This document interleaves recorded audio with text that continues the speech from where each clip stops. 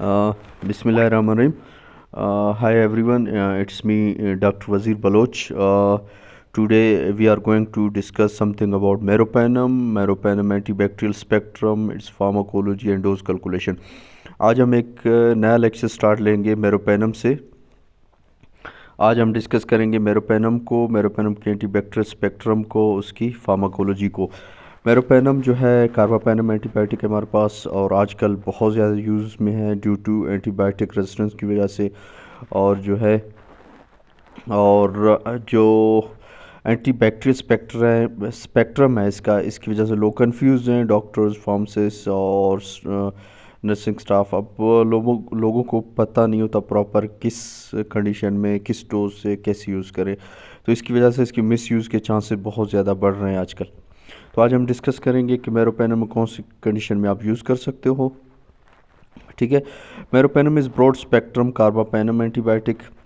ठीक है, पहले आपको पता नहीं होना चाहिए कार्बापेनम एंटीबायोटिक है. It is active against gram positive and gram negative bacteria.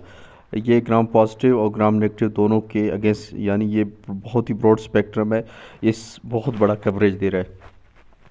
ठीक है, in August 2070, combination antibacterial therapy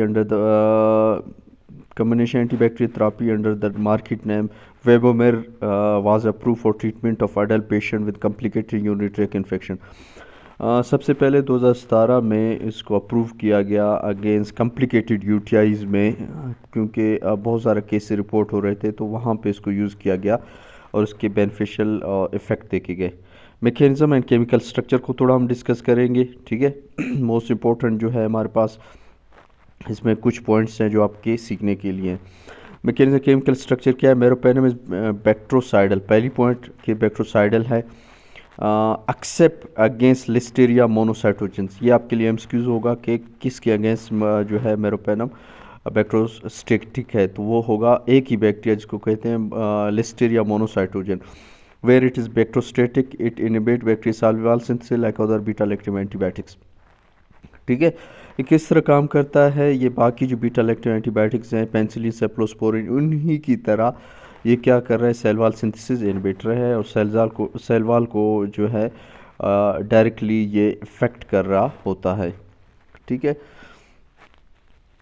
in contrast to other beta lactam antibiotic, it's highly resistant to degradation by beta lactamases और cephalosporinases. एक most important point आपको पता होना चाहिए कि bacteria एक एंजाइम पैदा करता है जिसको कहता है बीटा लैक्टमेसेस और सेफ्लोस्पोरिनेसिस. अब ये वो एंजाइम है जिसकी वजह से वो क्या करते हैं, बीटा लैक्टम एंटीबायोटिक के रिंग को तोड़ देता है और वो रेजिस्टेंस शो कर जाता है बैक्टीरिया. अब जो सेप्रोस जो है, जो आपके पास कार्बापेनम है, आपका मेरोपेनम, वो इस चीज़ से रेजिस्टेंट है. क्यों? इसकी स्ट्रक्चर को हमने बिल्कुल रिप्लेस की है, जिसकी वजह से बीटा लैक्टमेसेस इस रिंग को इफेक्ट नहीं कर पाता. अब देखना इसमें क्या चेंज हमने लाया है जिसकी वजह से वो कम्प्लीटली जो है सेफ है against beta lactamases. Replace sulphur in penicillin group into carbon. आपको एक चीज़ पता होना चाहिए कि मेरोपेनम सेम पेंसिलिन रिंग को हमने रिप्लेस की है. पेंसिलिन में जो सल्फ़र एटम है उसको हमने रिप्लेस किया कार्बन के साथ और हमने मेरोपेनम बनाया, तो जो है बीटा लैक्टमेस से कम्प्लीटली ये प्रोटेक्टेड है. ठीक है, अब कुछ पॉइंट्स हैं यूज़, क्योंकि यूज़ से रिलेटेड आपको कुछ चीज़ें मेरोपेनम के पता होना चाहिए. ठीक है, एक पहला पॉइंट जो आपको पता होना चाहिए, क्योंकि इसको मेनिंजाइटिस में बहुत ज़्यादा यूज़ किया जाता है, तो आपको पता होना चाहिए कि it may cause seizure and decrease neuromotor activity and neuromotor improvement and decrease other anti epileptic drugs like valproic acid and phenytoin ETC. जो बाकी एक तो ये न्यूरो मोटर डिस्ट्रक्शन काज करता है, आपको पता होना चाहिए. मेरोपेनम के साथ ये मसला है कि न्यूरो मोटर डिस्ट्रक्शन काज करता है. दूसरा जो एंटी एपिलेप्टिक ड्रग अगर आप यूज़ कर रहे हैं तो इनकी जो है जैसे वाल्पोरिक एसिड हो गया, फेनोटोनिन के इफ़ेक्ट्स को ये कम कर देता है, जिससे फिट्स के चांसेस बढ़ जाते हैं। अगर आप किसी मेनिंजाइटिस के पेशेंट को दे रहे हो तो आपको पता होना चाहिए कि मेरोपेनम की वजह से फिट्स आ सकते हैं। एक और चीज़, super infection due to effects on gut normal flora.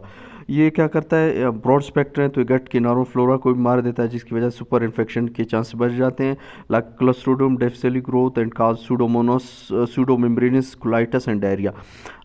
जब क्लोस्ट्रिडियम डिफिसिली की ग्रोथ बढ़ जाती है आपके नॉर्मल फ्लोरा के मरने से, तो ये कंडीशन काज करता है जिसको कहते हैं सूडोमेम्ब्रेनस कोलाइटिस, और जो जिसकी वजह से पेशेंट कंटिन्यू इन्फ्लेमेशन में रहेगा और उसको डायरिया होगा, जो कि एक पैथोफिजियोलॉजिकल कंडीशन है, हम यहाँ पे डिस्कस नहीं करेंगे, ठीक है।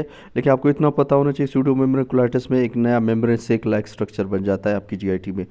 अच्छा, अब आ जाते हैं थोड़ा रेनियल। आप रेनियल पेशेंट में आगे भी हम क्रिएटिनिन क्लियरेंस मॉनिटर करना लाजमी है मेरोपेनम के साथ, क्योंकि ये बहुत जल्दी रेनल इम्पेयरमेंट काज करता है in large doses. Next point जो है फार्माकोडायनेमिक्स में, meropenem is broad spectrum carbapenem antibiotic, ये हम डिस्कस कर चुके हैं। Active against gram positive gram negative bacteria, ये भी हम डिस्कस कर चुके हैं। Bacteria cell wall synthesis inhibitor है, ये भी हम डिस्कस कर चुके हैं, ठीक है। सेल वॉल की सिंथेसिस को जो है वाइटल सेल जो फंक्शन है उनको ये डिस्टर्ब करता है, जिसकी वजह से सेल डेथ हो जाती है, यानी बैक्टीरिया की डेथ हो जाती है, ठीक है। The bactericidal activity of meropenem result from inhibition of cell wall synthesis. ये क्या कर रहा है, सेल वॉल सिंथेसिस क्या है और डायरेक्टली सेल वॉल को इफेक्ट कर रहा है। मेरोपेनम जो है पेनिट्रेट करता है cell wall of gram positive gram negative, और वहाँ जाके ये बाइंड करता है पेंसिलिन बाइंडिंग प्रोटीन के साथ। ये आपके लिए एक एक्स्ट्रा जो है एमसीक्यूज है कि मेरोपेनम किस तरह काम करता है। Meropenem to reach penicillin binding proteins,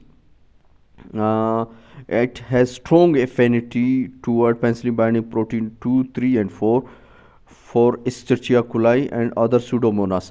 अब जो मेरोपेनम का जो एफिनिटी है वो स्ट्रॉन्गली बाइंड करता है penicillin binding protein 2, 3 and 4 Escherichia coli में और सूडोमोनास एरुजिनोसा में, जिसकी वजह से अल्टीमेटली जो है बैक्टीरिया की डेथ हो जाती है। कॉम्प्लिकेटेड स्किन स्ट्रक्चर इन्फेक्शंस में due to Streptococcus aureus beta lactamases and non-beta lactamases producing methicillin susceptible isolates के अगेंस्ट भी ये इफेक्टिव है। स्ट्रिप्टोकोकस पायोजन के अगेंस्ट ये एक्टिव है। स्ट्रिप्टोकोकस विराडियन ग्रुप, स्ट्रिप्टोकोकाई, इंटरोकोकस फेस्टिलिस, विंकोमाइसिन रेजिस्टेंट आइसोलेट्स के अगेंस्ट भी ये इफेक्टिव है। जब आप कल्चर करते हो तो उसमें ये चीज़ें जब आ जाते हैं तो आप आसानी से मेरोपेनम यूज़ कर सकते हो। सूडोमोनास एरुजिनोसा बहुत ही कॉमन रेजिस्टेंट जो आजकल सबसे ज़्यादा आ रहा है, इसके अगेंस्ट मेरोपेनम ब्रॉडली इफेक्टिव है। एस्चेरिचिया कोलाई, पॉटर्स, ठीक है, bacteroides fragilis and peptostreptococcus species के अगेंस्ट भी ये इफेक्टिव है।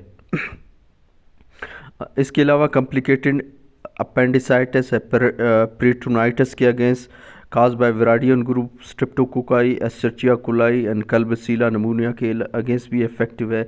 सूडोमोनास एरुजिनोसा, बैक्टीरियोइड्स फ्रेजिलिस के अगेंस्ट भी ये इफेक्टिव है।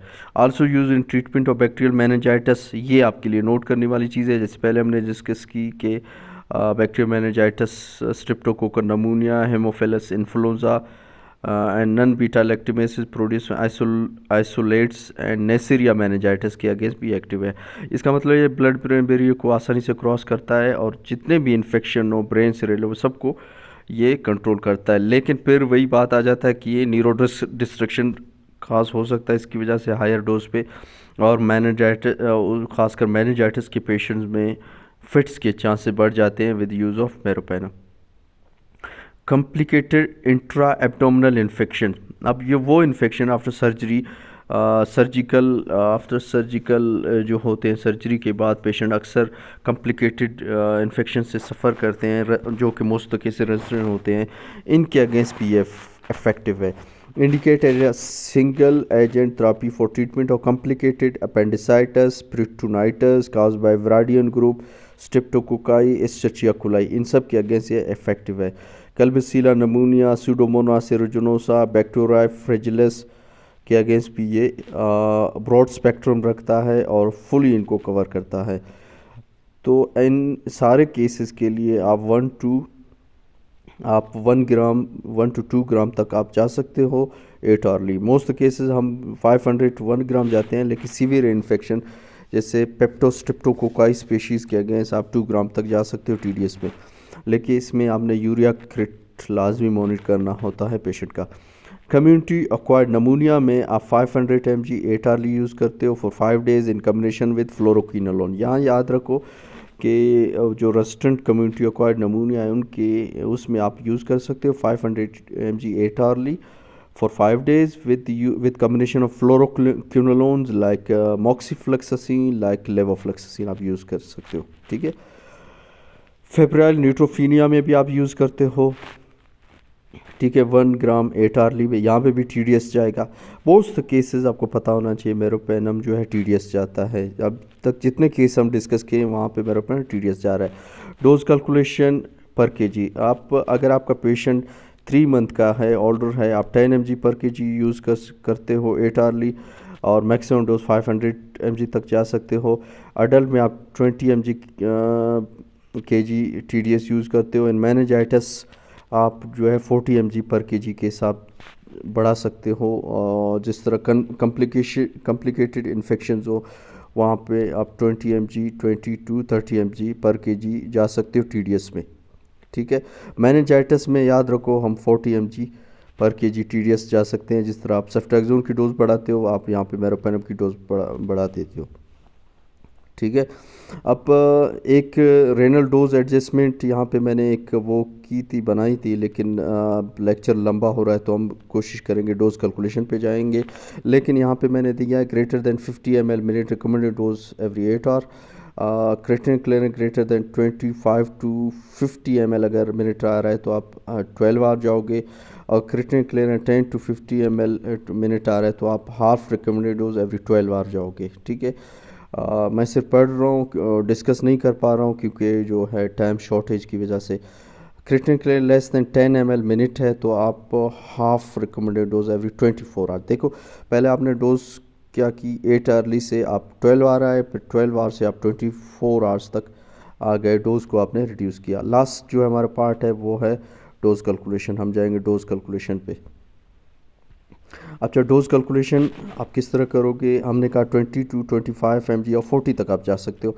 अगर एग्जांपल के तौर पर आप एक पेशेंट का डोज करते हो, कैलकुलेट करते हो विद 50 mg, ठीक है, 15 mg, आप इसको लेके मल्टीप्लाई करोगे 20 mg पर kg के हिसाब से 300 mg बन जाते हैं, ठीक है। अब 300 mg जो आपका डोज बना, ठीक है, इस 300 mg को लेके डिवाइड करोगे, आपके वायल में कितने मौजूद होते हैं? मेरोपेनम का जो वायल आता है उसमें या तो 1 ग्राम मौजूद है या 500 मौजूद है। तो अगर 1 ग्राम मौजूद है तो वो 1000 mg है। और इसको लेके आप मल्टीप्लाई करते हो डाइल्यूशन के साथ, कितने ml में आपने डाइल्यूट की, ये पहले हम डिस्कस कर चुके हैं फर्स्ट लेक्चर में, आप देख सकते हो डोज कैलकुलेशन। तो मोस्ट केस हम 20 ml में डाइल्यूट करते हैं। आपने 20 के से डाइल्यूट किया तो आपका 6 ml आपका डोज बना। अब इस 6 ml को लेके आप 50 ml में, याद रखो मेरोपेनम विंको को हम जो है मैक्सिमम डाइल्यूशन बनाते हैं ताकि स्ट्रेट हम नहीं लगा सकें। आप इसको लेके 50 ml में डाइल्यूट करोगे और पेशेंट को इन्फ्यूज़ करोगे। ये था हमारा मेरोपेनम। नेक्स्ट लेक्चर हम आएंगे इंशाल्लाह विंकोमाइसिन के साथ। हम विंकोमाइसिन को डिस्कस करेंगे, इसकी फार्माकोलॉजी को और उसकी डोज कैलकुलेशन को। तब तक इजाज़त दीजिए। Thank you and share with your friends, students, जो लोग सीखना चाहते हैं उन सब के साथ शेयर करें। Thank you. अल्लाह हाफ़िज़।